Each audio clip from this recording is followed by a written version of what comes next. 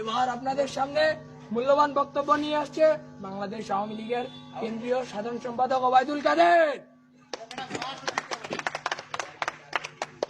আমরা করতালি দিয়ে অভিনন্দন জানাবো।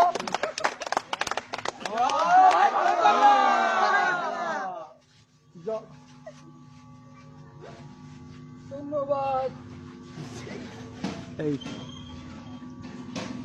আমরা ক্ষমতায় আছি, ক্ষমতায় থাকবো। কিসের বিএনপি? এখানে মাঠও আমাদের, রেফারিও আমাদের, বাসি বুসি যা দেবে আমাদের পক্ষেই দেবে। ক্ষমতায় আসি তো, যাইনি তো।